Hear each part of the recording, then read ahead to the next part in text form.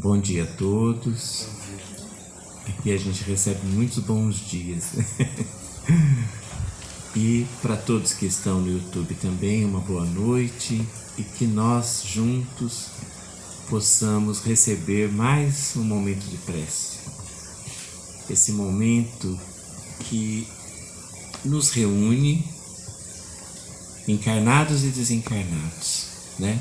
Nós aqui, desse plano, nessa manhã linda aqui na Ilha de Outeiro, um vento agradável, né? Soprando, um sol lindo, um céu azul. Todos nós ganhando então de Deus essa oportunidade de mais um dia. E também reunidos aos nossos amigos espirituais, né? Com certeza, o nosso anjo guardião, que nos acompanha sempre, esse espírito protetor, né? Que está conosco desde antes de nós nascermos na Terra.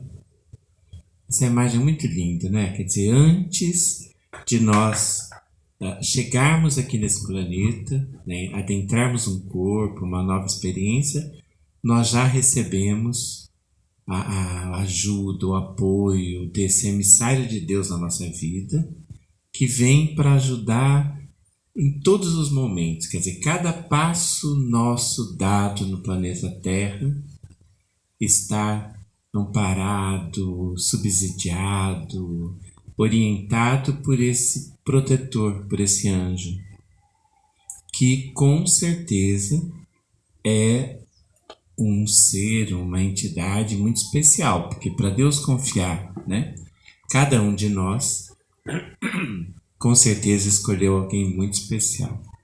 Um anjo, né? Um espírito que está avançado, evoluído, para poder realmente nos auxiliar. Nós já temos os nossos anjos da terra, que são aqueles que zelam por nós, nossos pais, nossos amigos queridos, né? Aqueles que vêm para, junto com a gente, fazermos aí essa caminhada o mais amorosa possível, mais tranquilo e conduzido pelo amor. Mas em especial nossos pais, que são aqueles que possibilitam a nossa existência, desde da genética, desde esse ato amoroso que constitui cada ser, até o dia a dia, cercado de zelo, carinho, amparo. E tudo que sai disso é não merecimento da criatura, porque o normal na Terra é que um homem e uma mulher se unem em ato amoroso e desse ato brota, surge, floresce uma nova vida. E essa nova vida, então, vem amparada por todo esse aparato divino para que nós possamos, então, caminhar, como é no reino da natureza. Cada florzinha dessa também passa pelo mesmo processo, né? O reino mineral, o reino vegetal, o reino animal segue a mesma regra. Através do ato de amor, a concepção ocorre e uma nova vida se dá.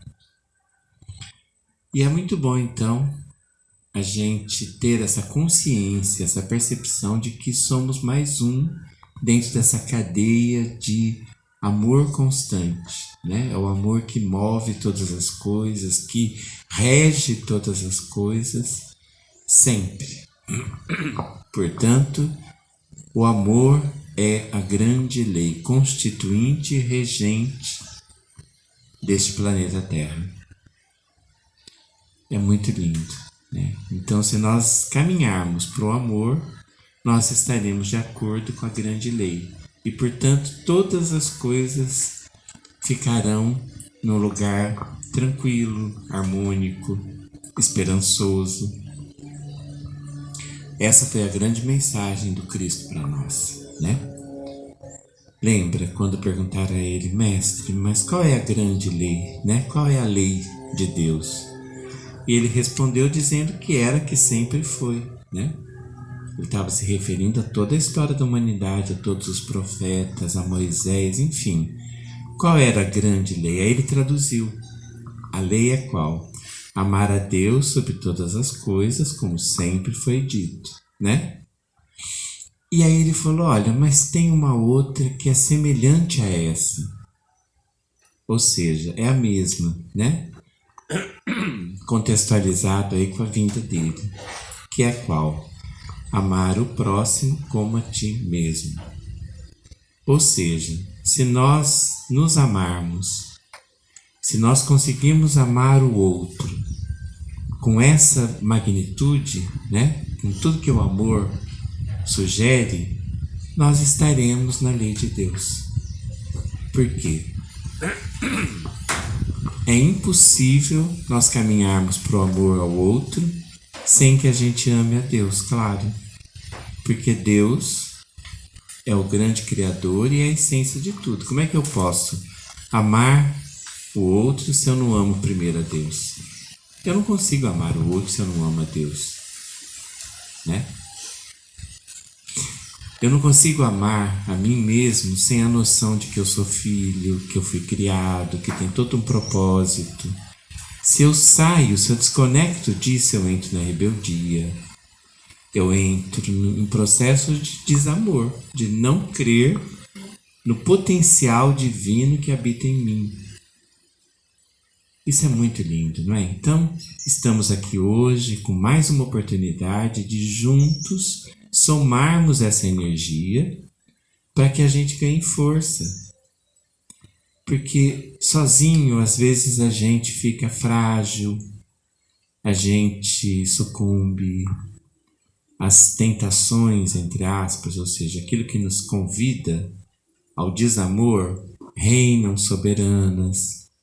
E aí nós esquecemos que é simples, na verdade o mais comum e o mais imediato é o amor. E sair desse campo é ficar refém do desamor, das trevas, ou seja, das ilusões, porque não adianta, o amor é a verdade. A gente vai chegar na verdade, no que vem depois. Porque o que rege todas as coisas é o amor, é o que existe, é o que é real. O resto é ilusão, né? Então, que nós possamos estar reunidos nessa grande mentalidade, nesse grande propósito, que é de revisão profunda.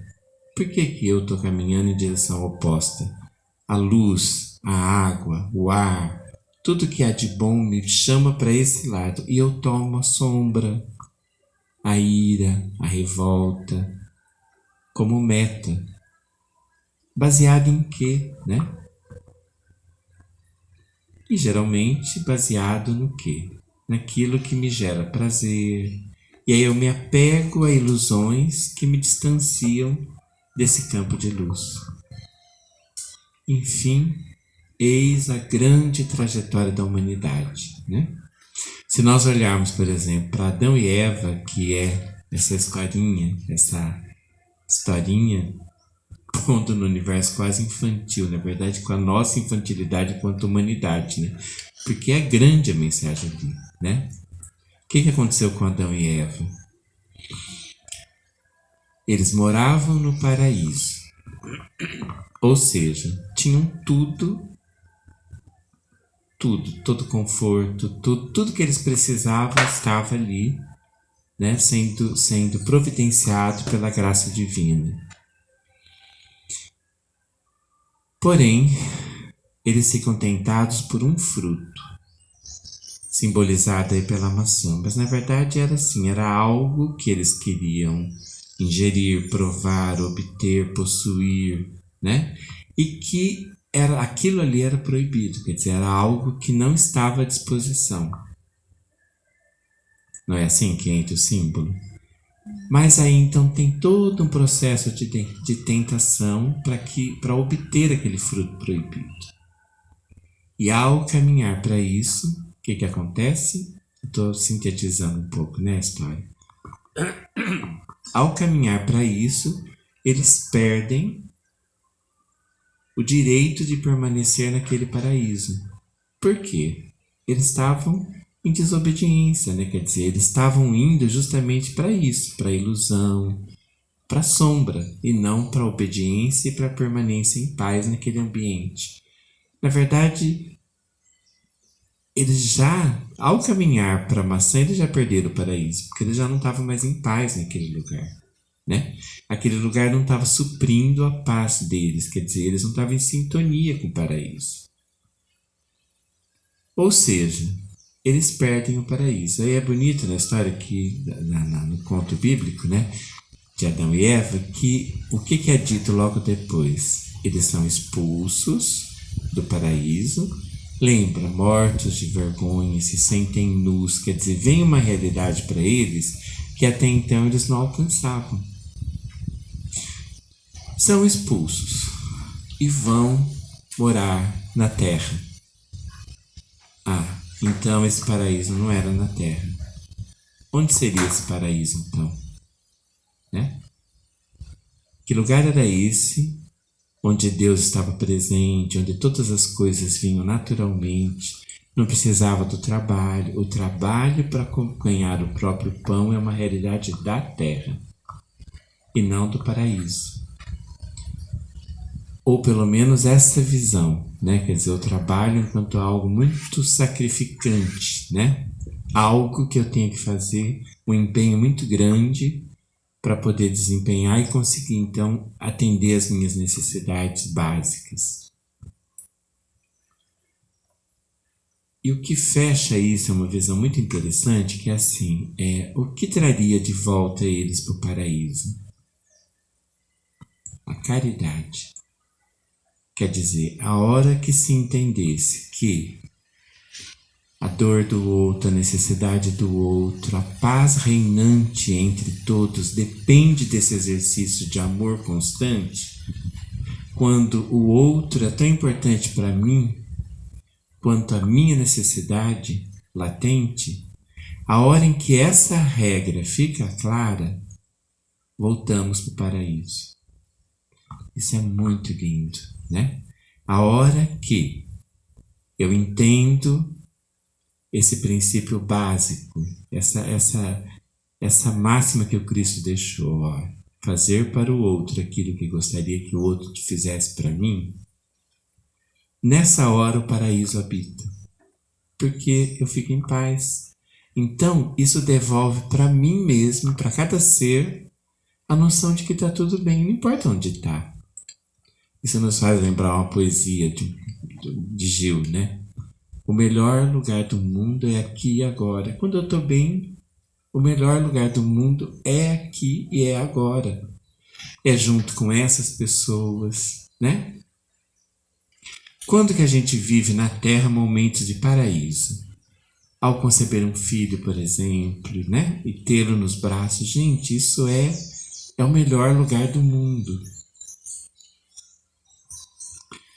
Quando de repente encontramos a pessoa amada, né? E caminhamos juntos. Isso não é o paraíso? Ou seja, então o paraíso não é algo que está fora, não é outro planeta, não é o estado de alma. Na verdade, o paraíso pode ou não morar em nós. Nós fazemos esse paraíso. E aí, os corpos, né? O tempo doado para cada um em cada corpo, isso tudo é relativo, né? Porque isso será, se eu encontro esse lugar, eu tenho esse lugar na eternidade. Não é verdade? Vamos imaginar o Chico Xavier, por exemplo, que é um ser muito lindo e muito próximo de nós. Assim, viveu conosco, acabou de desencarnar e nós temos muitos registros do Chico, né? Se nós imaginarmos assim, onde está o Chico hoje? Que lugar habita Chico Xavier? Não sabemos, mas com certeza ele já habitava o paraíso, né? Ele já habitava no paraíso quando ele estava encarnado. Nós o conhecemos, nós vimos, nós temos registro disso, livros, filmes, frases por todo lado, registrado passo a passo a caminhada dele, né? Ele já habitava esse lugar, né? Ou seja, quando nós caminhamos na caridade, porque se teve um ser que fez caridade, esse ser se chamou Francisco Cândido Xavier, né? Caridade em todos os níveis, material, ajudando multidões a ganhar o alimento, o agasalho, caridade moral, servindo de exemplo o tempo todo, consolando, incansável. Quantas vezes nós não vimos o Chico madrugada dentro, atendendo uma a uma das pessoas que iam no recinto da prece em Uberaba. Ônibus e ônibus de pessoas, e ele velhinho, adoecido, porque o corpo dele já, né, caminhava para uma idade avançada, e no entanto, lá estava o Chico, um a um, dando uma palavra amiga, um consolo, né? Então, este ser já habitava o paraíso, né? O paraíso para o Chico, usando uma imagem assim, bem infantil até, era como se fosse um trailer atrelado a ele mesmo, né? Então, onde ele fosse, ali estava o seu paraíso, porque é interno, é íntimo, não é? O paraíso está para além dessa vida, está para além. O paraíso habita o nosso espírito, a nossa alma. Então, essas palavras de Paulo ganham uma dimensão muito grande para a gente, né? Olha, relendo a palavra do Ceifa de Luz que caiu para nós, a carta de Paulo aos Coríntios, né? Um trechinho dela, do capítulo 13, versículo 1. Ainda que eu falasse as línguas dos homens e dos anjos, e não tivesse caridade, seria como o metal que soa ou como o sino que tine. Quer dizer, nem que eu tivesse a maior sabedoria do mundo, soubesse todas as línguas, russo, árabe, japonês, chinês, mas de que adianta tudo isso se eu não faço uso de fato dessa comunicação? De que adianta eu ser um cientista e dominar todo o conhecimento da Terra se esse conhecimento não me leva a atender uma necessidade primeira de uma criança na minha frente? Se ela morre de fome aqui e eu sou incapaz de esticar minha mão dando um pedaço de pão, né? Então, tudo isso, sem esse ato amoroso de ir de encontro ao outro e entender a necessidade dele como é a minha, a fome dele é parecida com a minha, talvez não seja do mesmo tipo. Talvez ele tenha fome de um pão e eu de uma solidão imensa que nada preenche, mas são fomes, são privações, são necessidades das mais importantes para cada um, não é? Então, de que adianta? Aí é como um sino que toca, fazendo um estardalhaço, mas não leva a lugar nenhum. Não é um sino que chama, que reúne. Ei, a comida está pronta, né? Vamos vir aqui fazer uma ceia juntos. Enfim, mas este sino que toca reunindo é o futuro da humanidade, com certeza. Todos nós um dia estaremos como Cristo, não é verdade? Numa grande ceia de amor, de partilha de esperança e de fé, né? Então, que Deus abençoe de estarmos reunidos mais uma vez e podermos fazer essa ceia, por mínima que seja, partilharmos uns com os outros esse sonho, esse desejo de nos melhorarmos, essa vontade imensa de que amanhã seja um dia melhor para nós do que hoje. Por quê? Porque nós vamos trabalhar para isso, vamos vencer as nossas dificuldades, os nossos vícios, e vamos caminhar para construir esse mundo novo, né? Esse mundo que é um paraíso que está à nossa frente. É só nós trabalharmos por ele. com pensamentos, ideias, atos, sentimentos, enfim, com todas as ferramentas que nós temos. Que Deus nos abençoe, que nós possamos então receber essa ferramenta no nosso cotidiano, e nós vamos pedir nesse momento, todos juntos, esse é o convite, que nós possamos descruzar pernas, braços, abrir todo o nosso ser, como dizia Jesus, que nós tenhamos olhos para ver, ouvidos para ouvir, coração para sentir essa verdade que nem sempre está óbvia à nossa frente, porque o nosso mundo é muito de ilusões. Que a gente possa compreender essa ciência do dia a dia sob o ponto de vista do amor de Deus, da grande lei que rege todas as coisas. E assim, então, aplicar no nosso dia. Transformar esses conceitos em realidade.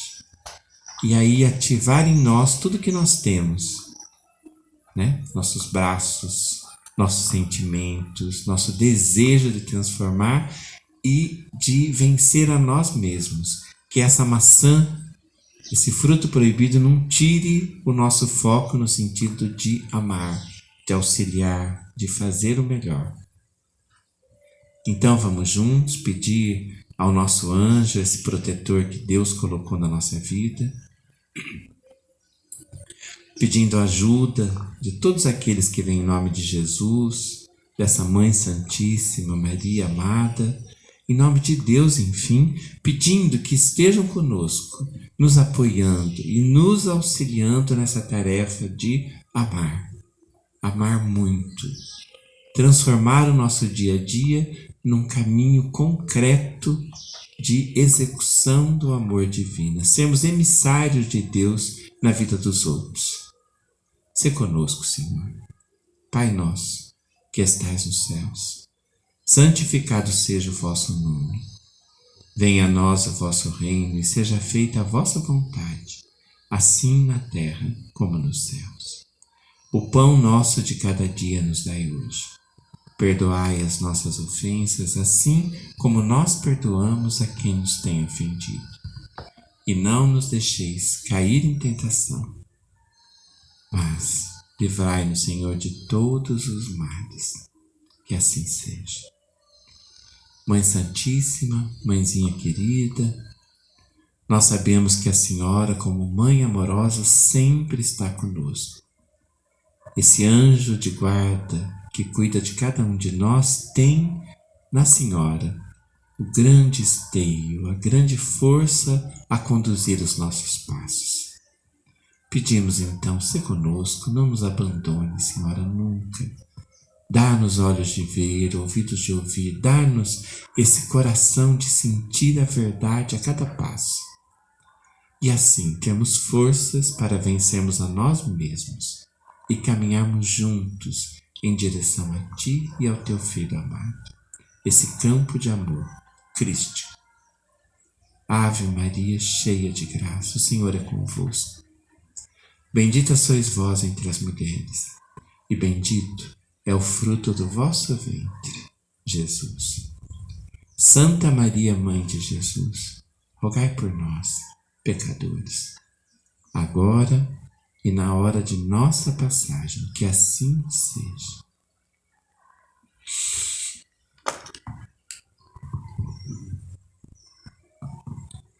Nós abrimos o Evangelho segundo o Espiritismo, caiu no capítulo 13. Que a vossa mão esquerda não saiba o que dá a vossa mão direita. O óbolo da viúva. Está aqui um trecho da Bíblia, né? Do São Marcos, o capítulo 12, versículo 41 a 44, e São Lucas, 21, de 1 a 4, os versículos. Novo Testamento, né, amados? Vou ler o trecho então. Jesus, tendo sentado em frente à caixa de esmolas, observava a maneira pela qual o povo ali colocava o dinheiro, e que muita gente rica colocava grandes quantidades. Ele viu também uma pobre viúva que colocou somente 2 pequenas moedas, de pouco valor.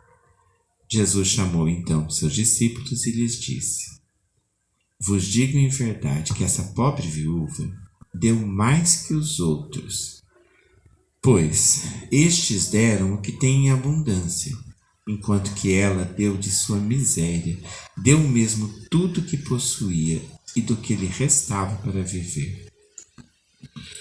Comentário da equipe de Allan Kardec.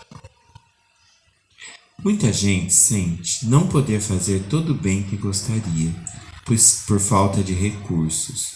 E, se desejam a fortuna, dizem, para fazer bom uso dela. A intenção é louvável, sem dúvida, e pode ser até sincera da parte de alguns, mas é certo que essa intenção seria em todos completamente desinteressada?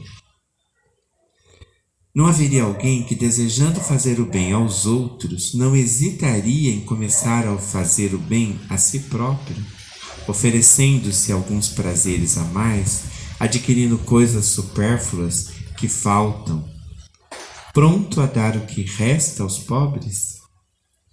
Esta segunda intenção, que esses talvez dissimulem aos seus olhos, mas que serão encontradas no fundo dos seus corações, se ali eles a procurarem, anula o mérito da intenção, visto que na verdadeira caridade o homem pensa nos outros antes de pensar em si. O sublime da caridade, nesse caso, estaria em procurar no seu próprio trabalho, pelo emprego de suas forças, de sua inteligência, de seus talentos, os recursos que faltam para realizar suas intenções generosas. Haveria nisso o sacrifício mais agradável ao Senhor. Infelizmente, a maior parte sonha em meios mais fáceis de se enriquecer. E aí continua esse raciocínio. Essa palavra vem completar o que nós estamos aqui refletindo, né? Amados, essa imagem é muito linda da viúva que dá aquela moedinha e Jesus diz, olha, ela deu mais que todo mundo. Porque ela deu de sua miséria, quer dizer, ela não tinha nada. Aquilo que ela estava botando ali, talvez estivesse tirando o leite das crianças dela. Parte, né? Mas assim,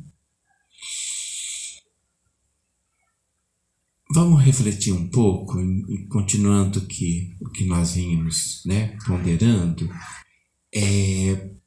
se tudo é de Deus, se a lei de Deus é a que rege todas as coisas, se não existe nada por acaso, essa senhora não era pobre à toa. Ela não estava na miséria dessa forma por acaso. Assim como o rico que tem muito dinheiro não está rico por acaso. Essas coisas regem a mesma lei, não é? Deus não é um só. Deus não é justo. Deus não é bom. Então por que Deus faz uma mulher tão miserável como essa, tadinha ali, e outros tão ricos? Isso que Jesus estava observando, né? Olha, muito ricos, doando lá bastante dinheiro, né? Mas essa posse dos bens, ou a ausência deles, não é regido por Deus? Se nasce uma pessoa muito doente, muito com deficiências várias, transtornos, né? Também não é regido por Deus? A saúde, a beleza, o dinheiro são tesouros da terra, mas não estão dentro da lei de Deus? Então, a ausência ou a presença desses valores na nossa vida são instrumentos colocados para que a gente possa crescer, desenvolver talentos em nós. Olha, essa palavra fecha assim, né? Quer dizer, isso tudo está a serviço do despertar, do desabrochar, do fortalecer do caminho do autoconhecimento, das altas descobertas, da utilização do nosso potencial de maneira correta, né? Vamos voltar para o Chico, nosso exemplo aqui de ouro, né? O Chico era muito pobre. Gente, o Chico, quando ele tinha 5 anos, a mãe dele morreu, deixando uma penca de irmãos que foram dados para várias pessoas cuidarem, porque o pai não conseguia continuar com aquela família, né? Alimentando, cuidando. O Chico foi dado para uma senhora, a dona Ritinha, que, segundo ele relatos, dava pelo menos uma surra diária nele, às vezes era bem mais, né? Surra, de espetar garfo na barriga. Então, assim, uma pessoa que estava emocionalmente desequilibrada, né? Que mulher pega uma criança de 5, 6 anos e bate nesse grau? É uma pessoa que está bem desequilibrada. E sem entender, porque o Chico devia ser um fenômeno já desde criança, né? Conversar com os espíritos, vê-los. Imagina, materializações. Ele era médium de materialização, ou seja, na visão dela ele devia ser filhote do capeta, né? Tipo assim, esse menino não é de Deus, né? Então, ela estava lá na justiça dela, né? Tipo, quem sabe eu dando essa faxinada diária, ele vira um bom menino. Não sabemos, né? O que levava ela a fazer isso. Mas a pergunta é, por que Deus trouxe isso para a vida do Chico? Né? Ó, quando o Chico relatou para a mãe dele, em espírito, a Dona Maria João de Deus, lá na bananeira, né, que ele via ela na bananeira, quando ele falou de uma situação específica, né? Por exemplo, nesse caso ele ia ser convidado a lamber ferida de uma pessoa para poder sarar a doença que estava gerando aquela ferida, para poder curar a ferida. Agora pensa, uma feridona aberta, cheia de pus, e o Chico assim ia ter que lamber. Então, assim, a conversa dele com a mãe era de desespero, né? Tipo, primeiro, vai adiantar? Só uma alma igual ao Chico, né? Quem que ia pensar diante de uma ferida, assim, a possibilidade de lamber para sarar? A primeira coisa seria repulsa, rebeldia, né? Ele ainda assim estava pensando na possibilidade daquilo realmente ser útil, né? Ao que a mãe respondeu, não, Chico. A priori não, né? Saliva cura ferida, né? Mas aí a conversa deles é muito linda, porque daí o que ela mostra pro Chico? A tua obediência pode fazer uma diferença imensa. Por quê? Se ele obedecesse uma coisa tão grande quanto essa, ele ganhava o coração da tia, não é? Da pessoa, da madrinha dele, né? E assim, há mistérios, né? Deus poderia curar a ferida. Não poderia? Tanto é que foi o que aconteceu, curou. E assim, estava previsto, vamos supor, 3 vezes, ele fez 2, porque a terceira não precisou fazer porque estava curado, né? Mas o que fica para a gente refletir é assim, bom, então, se Deus é bom, se Deus é justo, o Deus que enviou essa situação para o Chico não é o mesmo Deus que enviava outras coisas muito lindas, por exemplo, dele enxergar anjos juntos, de cores diferentes, que ele chamou de família arco-íris, não é o mesmo Deus? Né? Então, são necessidades que a gente precisa passar. Então, na caminhada para o amor, para o desenvolvimento de todo o nosso potencial, tem coisas muito legais e tem coisas muito difíceis. Porque a vida é assim, né? Ao caminhar, a gente não vai andar só por tapetes de grama macia. Tem pedras, tem espinhos. Como já dizia o poeta, né? Havia uma pedra no meio do caminho, né? Mas isso faz parte para desenvolver a nossa capacidade de resignação, de resistência e também para autoconhecimento, né? Por exemplo, se hoje eu dissesse assim, ó, você diante da agressão de alguém vai morder a outra pessoa como resposta. Aí a gente fica, como é que eu sei disso, né? Aí, como qualquer prova, até da escola, da vida normal, você vai ter que passar pelo exame para ver se realmente você está assim ou não. Por exemplo, se você passar por tal situação, você vai conseguir atravessar sem dar um tapa de volta na pessoa? A gente só sabe quando passar por ela, né? Porque às vezes vem a pessoa e você fala, não, eu vou perdoar, eu vou conseguir. Aí chega na hora, vem um ser bravo de dentro de nós que quase mata o outro, né? Então, estar nesse planeta vivo em amor aqui, a gente só vai conseguir domar essa fera interna, esses valores estranhos, ao lidar com o outro. Por isso que a caridade é muito fundamental na nossa vida. A gente só se conhece quando está com o outro. Aí que aparece o nosso verdadeiro eu, né? De repente, a gente pula num abismo para salvar alguém, arriscando a própria vida. E aí vem um herói, uma luz que a gente nunca imaginou que a gente ia ter, né? Assim como a gente vira uma fera e pula no pescoço do outro para defender alguém ou a gente de alguma coisa que a gente vê que se faz necessária. E aí a gente fala, nossa, credo, eu não sabia que habitava isso em mim, né? Mas habita, não habita. Nós somos feitos disso. Então, o grande aprendizado é qual? Domar essas feras, né? E a gente é capaz. Como? No amor, né? Amando a gente também. Eu não vou me expor nisso, porque eu me conheço. Minha boca é poderosa, vai sair. Então eu evito, né? Não é assim? Ponho na jaula, jogo um pano em cima. Isso tudo interior. Eu posso fazer isso? Não posso? Tomo um remédio antecipado. Assim como eu vou deixar que o meu lado anjo, luz, herói também venha na hora que precisa.